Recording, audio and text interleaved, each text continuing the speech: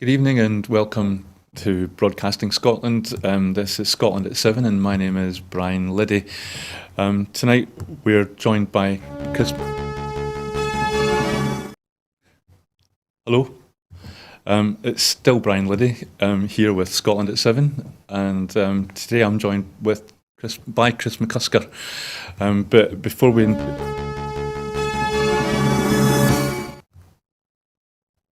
Hello. Apologies for having some technical difficulties. We're not quite sure what's going on, but for the time being, I'm still Brian Liddy, and we're still here with Scotland at 7 in Broadcasting Scotland. I'll just start with the coronavirus update and see how we get on. As of 2 p.m. today, a total of 3,099,596 people in Scotland have been tested through the NHS Scotland labs and UK government regional testing centres since the start of the pandemic. Of these, 2,557,185 have been confirmed negative. 542,411 people have tested positive. Or, sorry, not people have tested, there have been, those are positive tests rather than all the same. Moving on. There are 3,598 new cases of COVID-19 confirmed by a test, although not everyone with the virus will display symptoms and not all those with symptoms will be tested.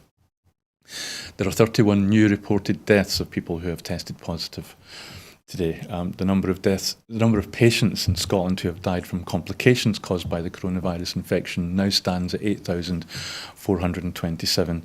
This number only includes those who have died having received a positive test for the virus in the previous 28 days. Of the people who have tested positive, 1,076 were in hospital last night. 82 of those were in intensive care. As of 8 a.m. this morning, 4,163,235 people had received their first dose of the COVID-19 vaccination and 3,815,907 people had received their second dose. The latest UK daily figures show 135,621 patients who tested positive for COVID-19 have sadly died from their illness, an increase of 166 since yesterday. This number refers to deaths in all settings, not just hospitals. As of the 12th of September, 10,688 deaths have been registered in Scotland. This is the NRS update, and this is where the novel coronavirus was mentioned on the death certificate according to statistics published today by the National Records of Scotland. In the week from the 6th to the 12th of September, 76 deaths were registered that mentioned COVID-19 on the death certificate, an increase of 18 deaths from the previous week. So now, hopefully I can introduce tonight's guest, Chris McCusker. Hello. Yeah, good evening, Brian. How are you? I'm good, thank you. Thanks again for joining us. It's nice to be back in the studio for a change. In person, yes, it's great. You do exist, I can confirm. So tonight's first story, following a National Audit Office investigation that found the UK government underpaid 134,000 pensioners £1 billion in their state pension payments, the SNP has demanded the Department for Work and Pensions ensure everybody affected is paid what they are owed. It is estimated that each pensioner affected missed out on a total of £8,900 each, and that most of those pensioners affected are likely to be women.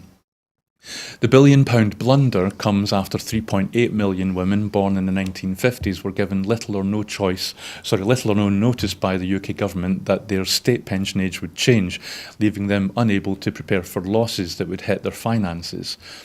The UK already has the lowest state pension in Europe.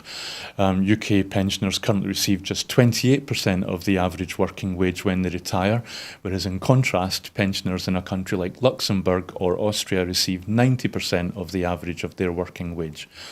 Pensions in independent countries similar to or smaller than Scotland receive a much higher proportion of the average working wage at 64% than UK pensioners on 28%. And more than the average of countries in Northwest Europe at 62%. Commenting, SNP Working Pension spokesperson David Linden MP said that this £1 billion blunder is just the latest in a long line of failings from the DWP, with pensioners being left to pick up the pieces of a broken system. Mr. Linden said it has only been 2 months since the Parliamentary Ombudsman published a damning report which found multiple instances of maladministration at the DWP over the mishandling of the change in state pension age for 1950s born women. And once again, exposed by this investigation, the National Audit Office, we see women disproportionately affected by the poor decisions and the incompetence of Whitehall. So, Chris, before the previous independence referendum in 2014, the Better Together campaign said pensions would be protected if Scotland voted to stay in the UK. Now we see the lowest pension payments in Europe and one of the lowest in the world, including WASPy women. We've now got the triple lock manifesto promise made by the UK government has been broken, and now this, as the SNP call it, this £1 billion blunder. On top of all of this, the SNP demanded that the DWP pay everyone what they are owed. What do you think the chances of that are? Chances of that are very slim, to say the least. Because some of the people cited will have now demised. And it's my understanding that the DWP don't hold next of kin details. That's due to data protection, so I'm told. So the chances of them finding survivors, the surviving families of the person that held the pension, is very, very, very, very slim indeed. So, I wouldn't hold out much hope, unfortunately. One of the things that I find staggering is that although we have one of the lowest state pensions anywhere on the planet, and yet all of those small, well, £8,900 is not a small payment, but the fact that it reaches £1 billion. Yeah, it shows you how many people have actually been affected by it. Yeah, the scale of it is, that incremental scale of it, I think, is incredible. The SNP, I believe, or the Scottish Government, they have plans to improve the pension. Yeah, we've definitely got plans to improve, and it's also worth pointing out again, for those who are not aware, but pensions are a reserved matter, and this can only be sorted out once we're an independent country, and we will see parity of esteem being brought to women and men of a pensionable age, going back to the outright lies that were propagated by the Better Together campaign, headed up by Mr. Blair McDougall, who's, shall we say, a neighbour of mine. They threw the kitchen sink at the Better Together campaign, and it's just one other broken promise, that has come to fruition, as we've seen in the last 7 years. It's just been one broken promise after another. Is there anything? I mean, you've got a lot of contacts in the trade union movement. Yeah. Have you spoken to any of those contacts, and have they got anything to? Well, Chris Stevens is the MP for Govan, and he serves on the trade union executive alongside us. And he is a constant champion of the WASPy women, and he regularly gives us updates as to what's happening down in Westminster regarding this. And it's right, obviously, that it comes from David Linden. He is a spokesman for working pensions, but there's so many trade unionists have their pensions, which were told, who were told that the pensions would be triple locked, and again, it's just not the case. That that triple locked pension promise, that was a manifesto That was promise a manifesto by promise, the current another UK one that government. was broken. Yes. Yeah. And yet, I don't think we really hear very much about that in relation to, well, certainly not in relation to what we're talking about, this £1 billion blunder. But what could be done to kind of make people more aware of that? Well, people, I mean, obviously, I would strongly advocate that people obviously watch this channel.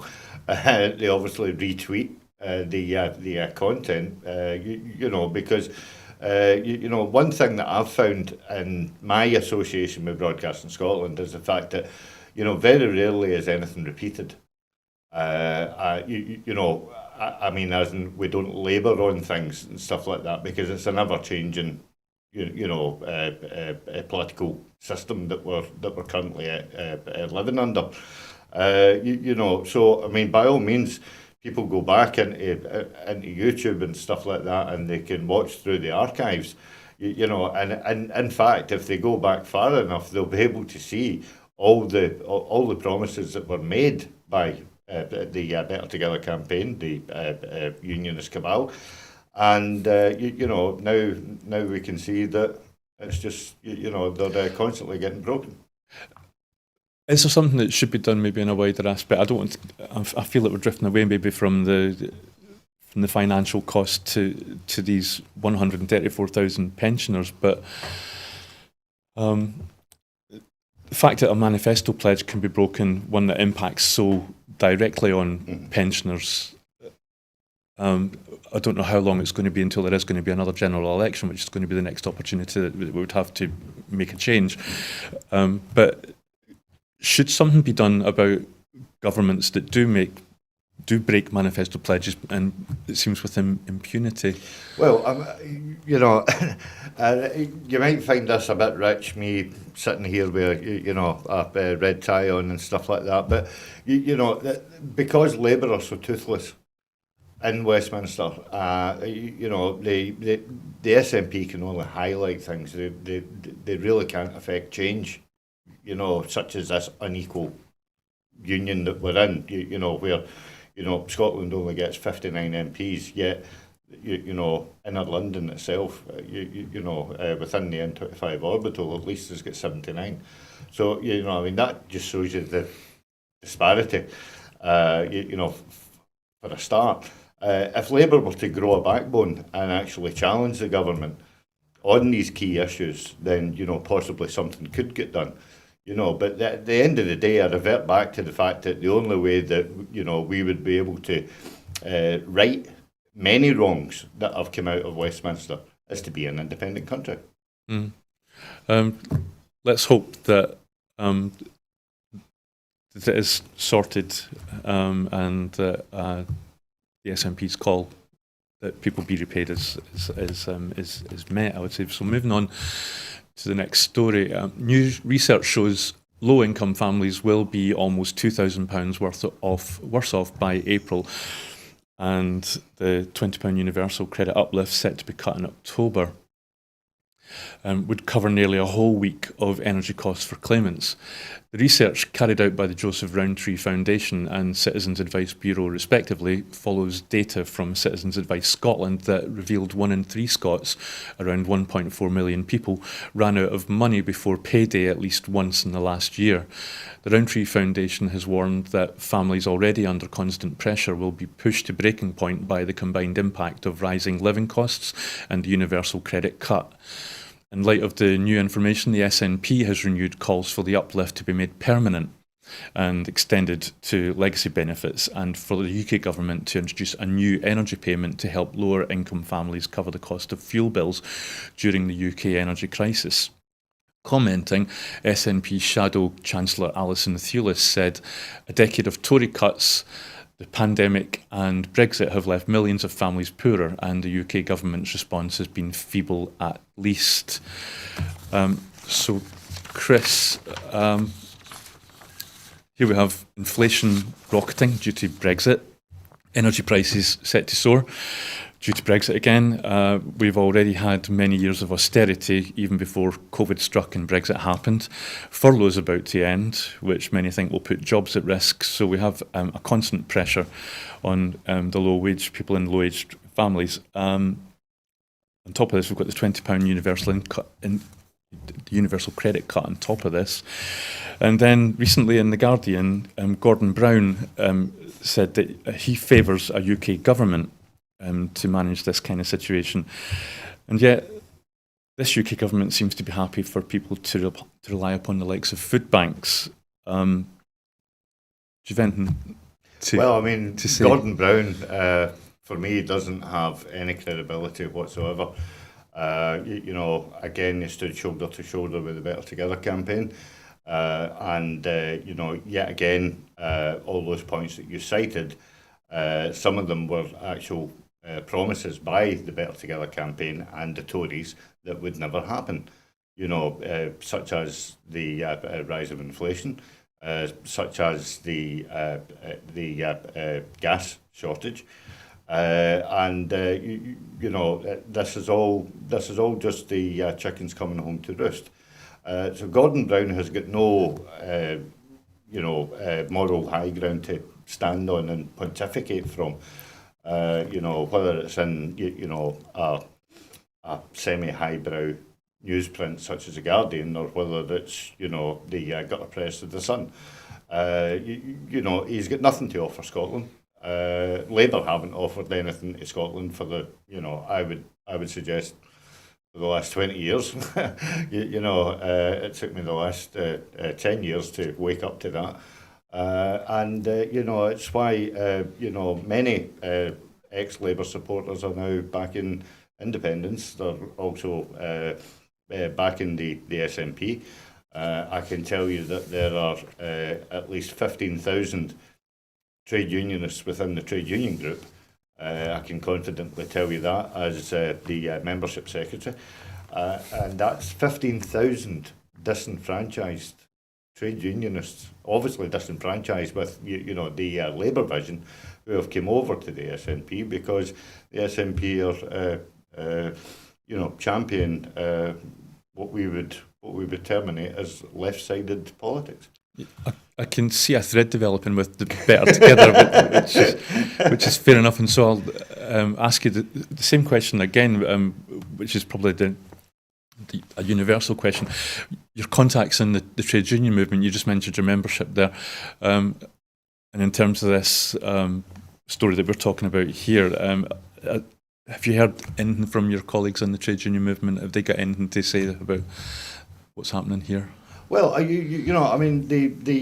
SNP Trade Union Group are constantly, we constantly meet every month, the Trade Union Executive, and we discuss, many things, a broad range of things, from just transition to, pensions to the issues, the recent issues at the Pladis McVitie's site and stuff like that. But so we're across a lot of trade union issues, whilst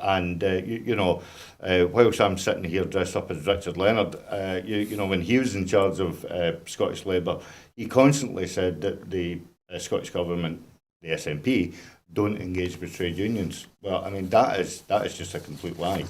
15,000 of a membership proves. 15,000 really is more like the whole of the Labour support in Scotland. So that's a thin skating rink to be standing on in the first place. It's true. I think even if you watch First Minister's questions, then you would often have seen the First Minister answering questions, often to Richard Leonard, about how they're talking to the unions.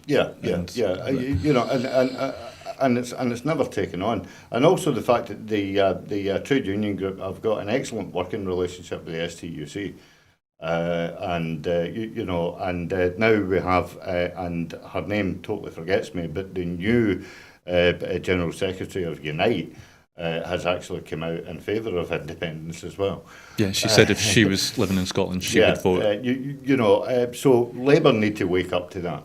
and they need to wake up to that quick. If they're going to hold any relevance within Scottish politics or any credibility, then, they need to wake up and smell the coffee. Okay, and on that note, we'll move on to the next story. The UK government has warned food producers to prepare for a 400% rise in carbon dioxide prices after extending emergency state support to avert a shortage of poultry and meat triggered by soaring costs of wholesale natural gas. Natural gas prices have spiked this year as economies reopened from COVID-19 lockdowns, and high demand for liquefied natural gas in Asia pushed down prices into Europe, creating difficulties for industries relying on gas for energy.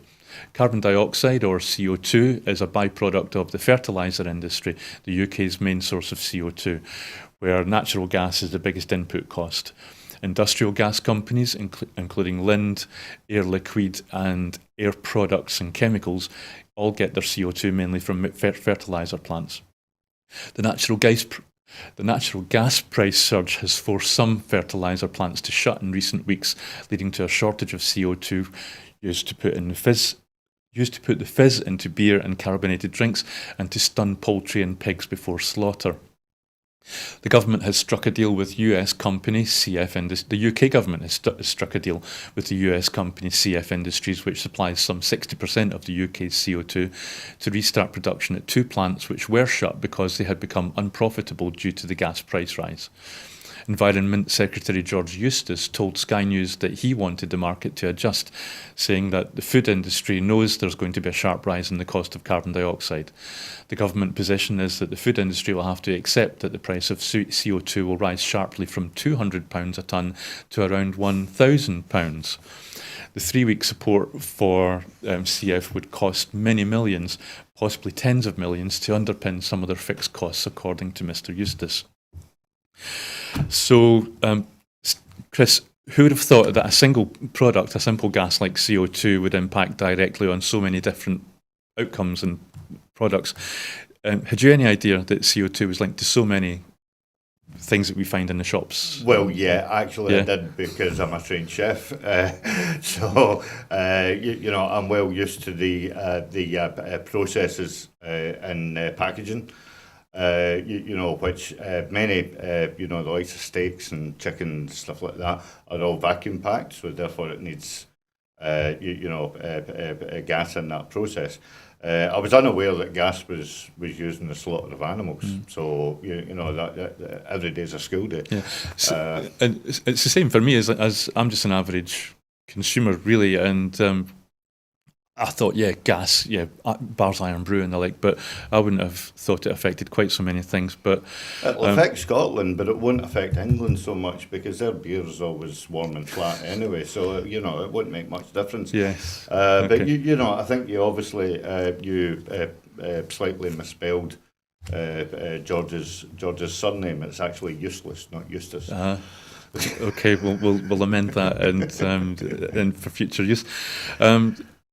Would you think, just like the banks, when they were bailed out, we as consumers, we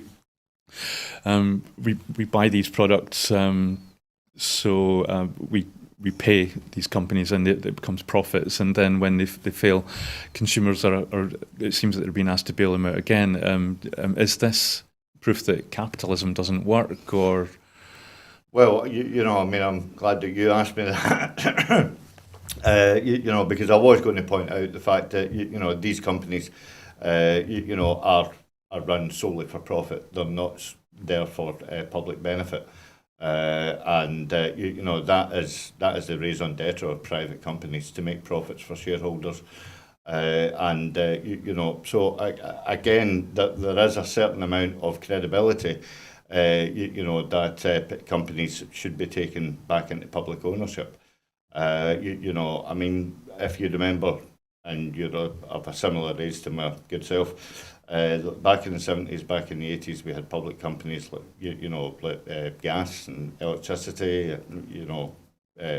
trains and whatnot, and what have you. There is large benefit of, because they are accountable to the actual people. They're not accountable to the shareholders. So the current UK government has had to intervene here and strike a deal with an American company.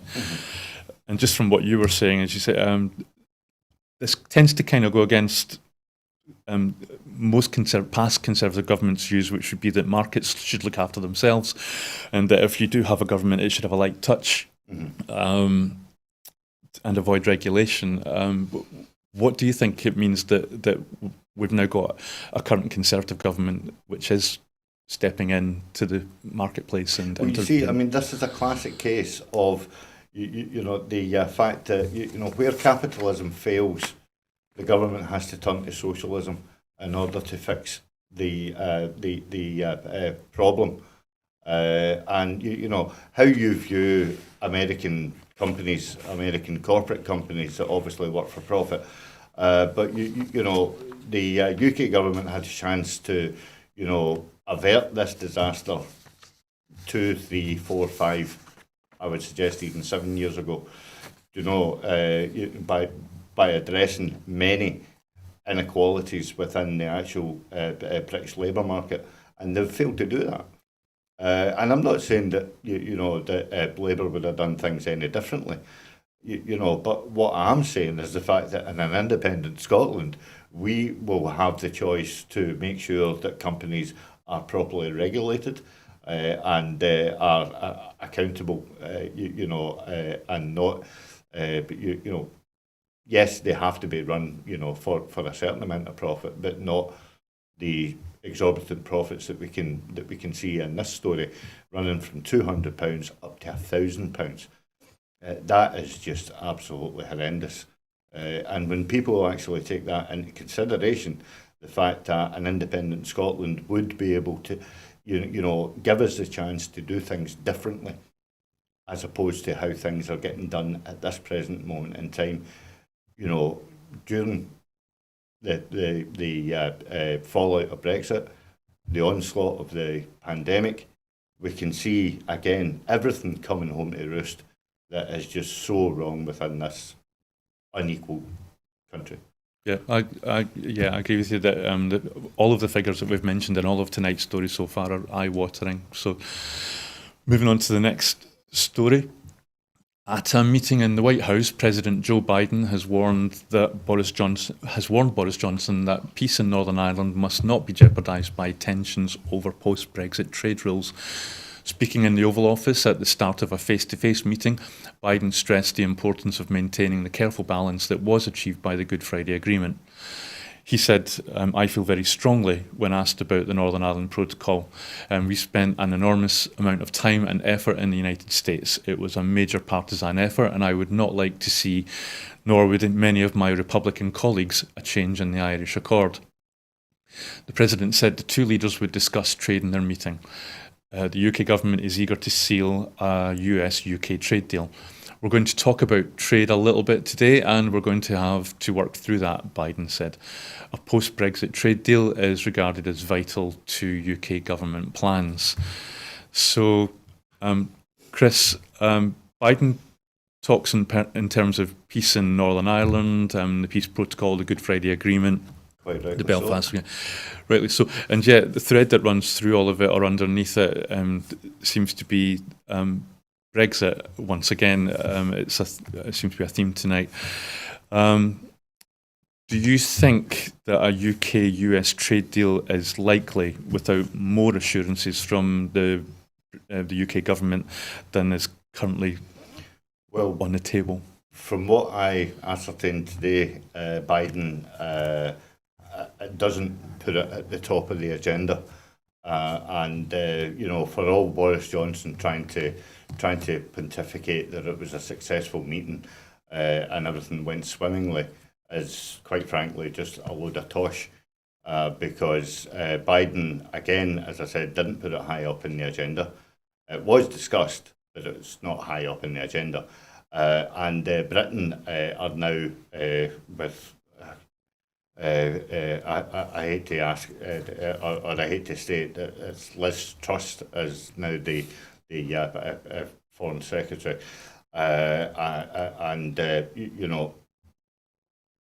all that's left is the fact that there's a slim possibility that Britain could join the America-Mexico-Canada deal, which is not a direct trade with America.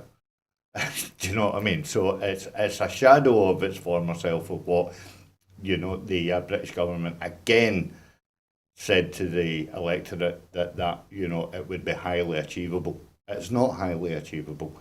And it is the worst of the best deal, if you remember what Theresa May was champing on about. The first and foremost in Biden's mind, quite rightly, as he pointed out, is the fact that the Good Friday Agreement must not be misused, mishandled, and it should be protected at all time, because everybody knows that there are an awful lot of expat Irish people in America. New York is absolutely teeming with them, and they can affect policy if very much so. But not only that, he is right to point out the fact that America did actually spend an awful lot of time in actually brokering the deal, and subsequently we've seen peace in Northern Ireland. There have been a couple of issues and stuff like that, but it's all been very, very low key. But at the end of the day, the biggest threat to the Good Friday Agreement was obviously Brexit. I'd like to continue that, but we kind of have to move on. I'm really sorry, but again, it's one of those subjects you could spend the whole evening on. Absolutely. So the next story, in a statement in the Scottish Parliament today, the Lord Advocate Dorothy Bain QC told MSPs that the guidance issued to Police Scotland, which allowed officers to issue recorded warnings for possession of lower category drugs, had now been extended to include possession of Class A drugs such as heroin. The public statement on guidance, which is normally kept confidential, was welcomed on all sides at Holyrood as a positive move towards a public health approach to dealing with Scotland's drugs death crisis. However, the Conservatives described the move as de facto criminalisation. Welcoming the statement, Scottish Greens Justice spokesperson Maggie Chapman said that she was very pleased that the Lord... did I miss it? Oh, decriminalisation is... apologies, viewers. Welcoming the statement, Scottish Greens Justice spokesperson Maggie Chapman said that she was very pleased that the Lord Advocate was able to share that police will now have flexibility when dealing with all cases of possession of drugs. Ms Chapman said, given Scotland's worryingly high drug death rate, it's important we move to a harm reduction approach, and this move is an important step given the limited powers Scotland has to address it. It is especially needed in places like Dundee, where whole communities are devastated by the failures of the war on drugs approach. Despite the fact much policy is reserved to Westminster, I hope we can go further and find ways to make safe consumption rooms possible, which could be a crucial part of tackling Scotland's worryingly high drugs death rate. So, Chris, we've discussed this topic more than once here on Broadcast in Scotland, often specifically asking what can be done here in Scotland to alleviate the drugs death system. Well, it's a reserved matter. Do you think this new guidance will make a positive difference, or is it just a valiant effort but not enough in the end to make a difference? Well, no, I mean, I think it will go some way towards tackling the issue. But again, obviously, as Maggie quite rightly points out, it's the fact that Scotland's hands are tied with the fact that the drugs is a reserved matter. And whilst there's an awful lot in the drugs policy that can be tackled from a public health point of view, Scotland again, and viewers will possibly remember that I've mentioned this more than one occasion, is the fact that we would like to adopt the same approach as what is happening in certain cities in Portugal, such as Lisbon in itself. Lisbon has actually seen a 99% reduction in the drug figures due to the fact that they are actually tackling it, as a holistic entity, not just as an actual drug issue, but also as a public health issue as well. And that's why it's vitally important. Time and time again, the Scottish Government have suggested drug consumption rooms, and again, the Westminster Government have dismissed it out of hand. And the reason for that is quite simple, is because it suits the Westminster Government, it suits their narrative to label us the poor man of Europe. Because they can constantly bring it up and throw it in their face, which they do on a regular basis. If you look back at the 70s, Scotland was always referred to, a country of drunks and alcoholics and stuff like that.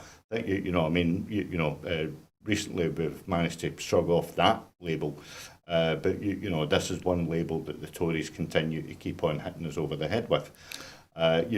So again, I welcome any moves that will, try and reduce the amount of deaths, related to drugs.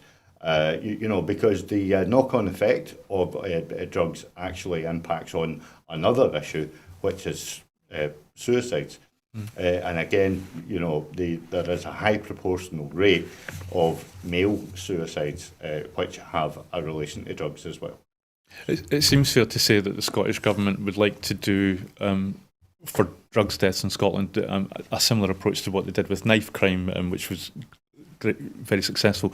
And we're kind of cramped for time, but I did want to just, from what you've said, am I right in saying that you don't agree with what the Scottish Tories said? Oh, not. When they said it was basically decriminalisation? No, it's not decriminalisation, because quite clearly it has been set out that there will be a limit of warnings, and then action will be taken if there is no remedial effect. So it's not decriminalisation. It's not allowing people to run rampant and stuff like that and all the rest of it. It is a more nuanced approach, and it could be.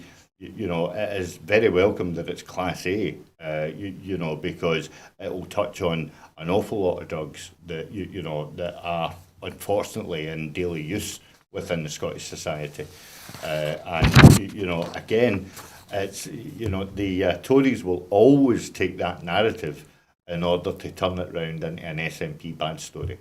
Okay, thanks for clarifying that. So the next story tonight. A top advisor to the Ukrainian president, Volodymyr Zelensky, has survived an assassination attempt that officials suggest is tied to a political battle with criminal and corrupt interests, including the country's oligarchs. At least 10 bullets struck the car of Sergei Sheffer, an aide and longtime friend of Zelensky, on Wednesday as he travelled through the village of Lesniki towards the capital, Kiev. The driver was struck 3 times and is undergoing surgery. Sheffer, the president's aide, was not hit by the gunfire, which reportedly came from a forested area along the road. Photographs showed police had marked at least 10 bullet holes in the black Audi sedan used by Sheffer, a business partner of Zelensky, for nearly 2 decades. The automatic gunfire was concentrated along the driver's side door, also striking the windscreen and the back tyre. Police have not arrested any suspects. Russia, which is engaged in a simmering proxy war in southeast Ukraine, has denied responsibility for the attack. Zelensky said he would cut short a trip to New York after addressing the United Nations General Assembly.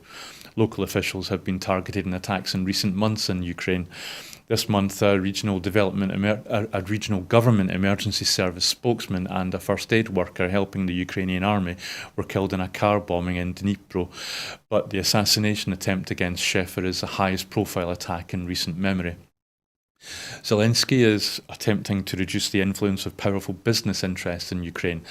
This week, the Ukrainian parliament is due to debate a draft law on oligarchs, which is intended to define criteria for oligarchs and introduce controls on financing political parties and investment in the privatisation of state-owned corporations.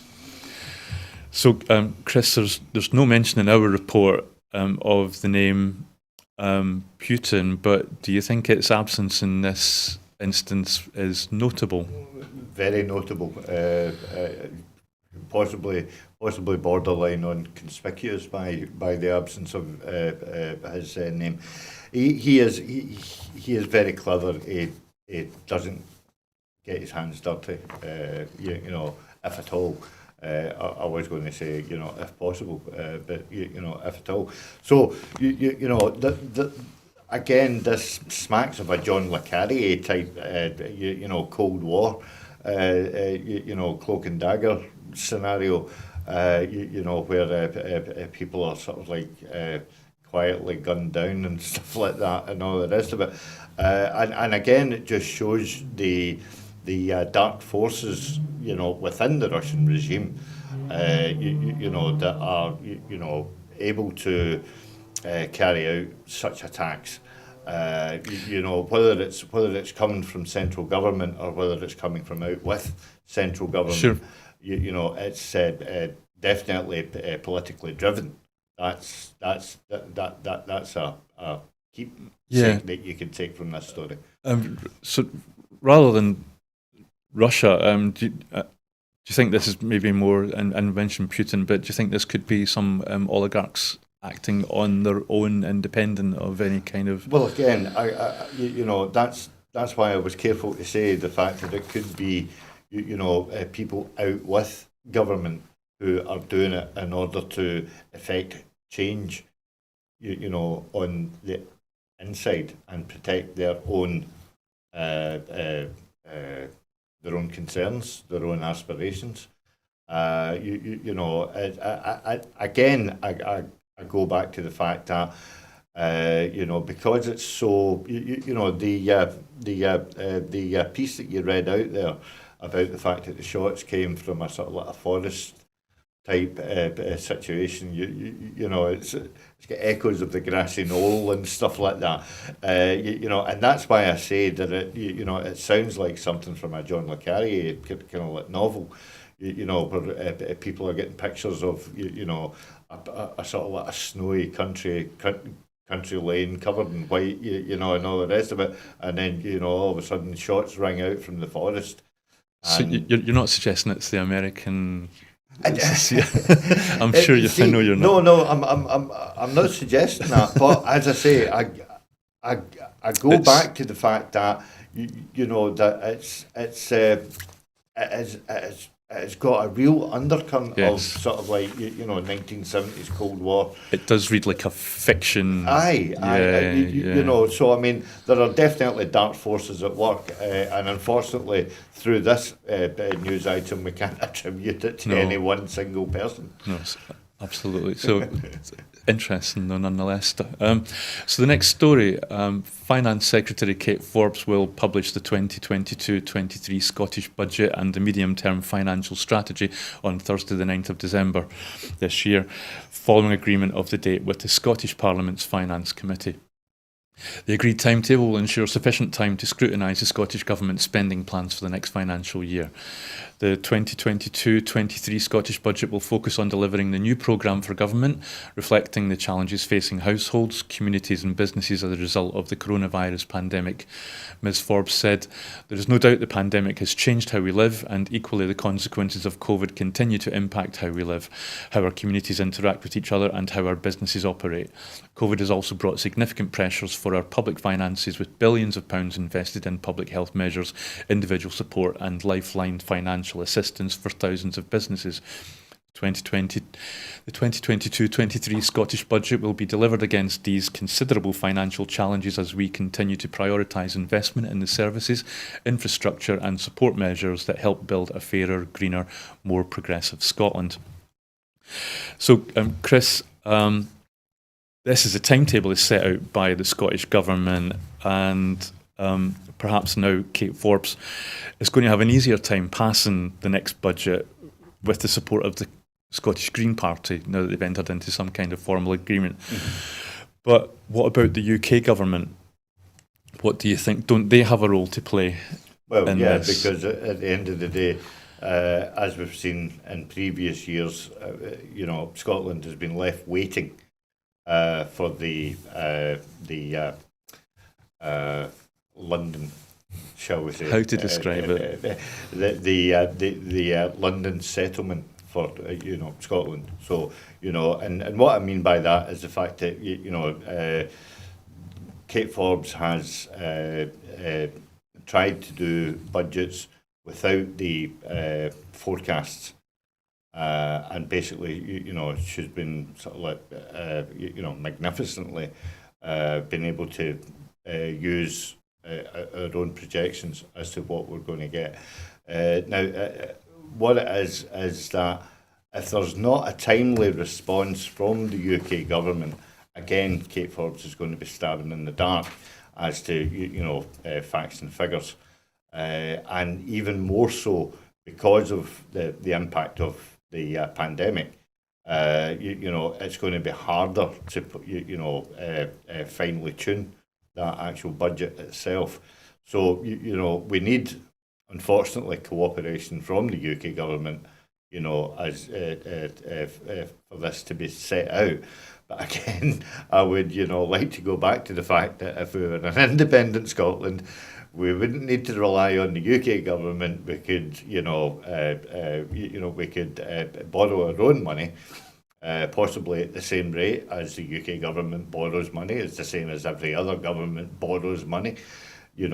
Scotland is the only government, well, not the only government, Wales and Northern Ireland, but we are the only governments who are not allowed to borrow money and are not able to set their own forecasts. Yes, and and also, I mean, again, we need to move on soon, but I think you'd probably agree that in the past it's been easier for Kate Forbes to kind of second guess how much money she's going to get from Westminster, and kind of put forward a budget in the hope that there will be enough money there to do what the things that she wants to do. But now Brexit has happened and we've got a pandemic, so her task is going to be much more complicated. But so we'll wait and see. I suppose. It's an unfortunate situation that we're in again. Where Scotland has to wait and see. Yes. Whereas if we were an independent country, we wouldn't need to wait and see, because all the preparations would have been done by now. In the run up, and those figures would be a lot more firmer. Rather than rough estimates. And I say rough estimates. That's no disrespect to Kate Forbes. Because again, she's trying to do the best with the minimum amount of tools that's open to her. Absolutely. So moving on. More than 10 million COVID-19 PCR tests have now been carried out in Scotland over the past 19 months since testing got underway. The tests, which include those processed at the 3 NHS regional hubs set up around Scotland, have now reached 10,017,000. They also include the 4 Nations network of lighthouse laboratories, partner laboratories and testing sites. More than 1 million tests have also been conducted by the Scottish Ambulance Service at mobile testing units around the country. Health Secretary Hamza Yousaf said, reaching 10 million tests is a major milestone and recognition of the hard work and dedication of our testing teams across the country. Testing has a vital role to play as restrictions are phased out and we learn to live with the virus. Chris, this kind of, when I read this, I was kind of taken back to the very early days of the pandemic, when a certain well-known politician at the time in another country far, far away said that the more tests that were being done, then the more cases were being found out, and therefore the number of cases was rising. So that's got to be statistically true. The more tests you do, then obviously the more positive cases you're going to find. But the flip side of that is that this virus is not yet done with us, and so and there is a risk of more variants. So which is it? Is more tests a good thing or a bad thing? Obviously, more tests are a good thing. Because the more people that you test, then the more quantifiable results you'll be able to amass, and then be able to draw conclusions from. The other side of the coin as well is the fact that now that the economy is moving up and opening up, we see nightclubs and bigger venues such as football stadia and stuff like that being opened up. The people who have got double vaccination, it is not a silver bullet. You can still get COVID and you can still pass it on. So ongoing testing is absolutely vital. As you quite rightly said, the fact that COVID is going to be with us, for certainly my lifetime, your lifetime, and probably well into the next generation's lifetime as well. Anything that will help us get back to, again, some sort of semblance of normality. I mean, tonight seems actually quite normal to be back in the studio. So I mean, that is something that has only been made possible by the proper steps taken by the Scottish Government to allow me and you to sit in the same room and discuss the political news of the day. If we weren't testing, then this wouldn't be possible. Yeah. So anything that's going towards trying to not stamp out and not eradicate, but at least keep the figures down has got to be welcomed. And if anybody suggests otherwise, I heard that a certain journalist that works for the Sun was trying to suggest that that this was an absolute travesty. I really don't know what he's smoking. Yeah, and I think that I read one of the responses to that tweet, which I think said something like, there aren't 10 million people living in Scotland, but obviously people are having more than one test. I've had more than one test. And so if you're a responsible citizen, then you will have more than one test. So yes, it's going to be more than the population of Scotland. But the other thing, we need to move on, but the other thing that kind of came flooding back into my mind was the very, very early days of the pandemic. And we were starting to hear about there was possibly asymptomatic carriers, and yet people are still coming into the country from abroad and not being given tests or the opportunity to have a test. And the UK government seemed to be saying things like, well, there's no point in testing because it's already here, and there's no point in testing people because you might be negative today and you'll catch it tomorrow. So there's no point in testing. And I remember at the time thinking that's so short-sighted, and so it's this. You'll agree is good news that we're testing in such numbers. Definitely good news. Yeah. It should be welcomed. Good. Okay, so moving on. A new research and development centre for the manufacture of lighter aircraft components has been officially opened by the First Minister Nicola Sturgeon in Prestwick today. Spirit Aerosystems Aerospace Innovation Centre, or AIC for short, will explore new, more efficient approaches to the design and manufacture of aerostructures such as wings, using lightweight composite material technology to reduce flight emissions and lower costs. The 90,000 square foot facility combines the technology and expertise required by Spirit and its partners, creating the capacity for future composite aerostructures manufacturing and the expansion of supply chain opportunities in Scotland. The centre will also be open to companies in other sectors undertaking similar research into composite solutions, such as those in the automotive or renewable energy sectors. The £28 million facility was supported with a £4.8 million research and development infrastructure grant from Scottish Enterprise. The First Minister said this investment from Spirit Aerosystems at a time of considerable challenge for the aerospace sector globally is an endorsement of Scotland's engineering and manufacturing capability, and it will complement existing facilities such as the National Manufacturing Institute for Scotland. So we're close to the end of the show, Chris, but do you agree with the First Minister that there's a lot, for example, in Scotland, we've got Glasgow's a major satellite producer within the European Union. We've got this, potentially the spaceport is going to be happening in Sunderland.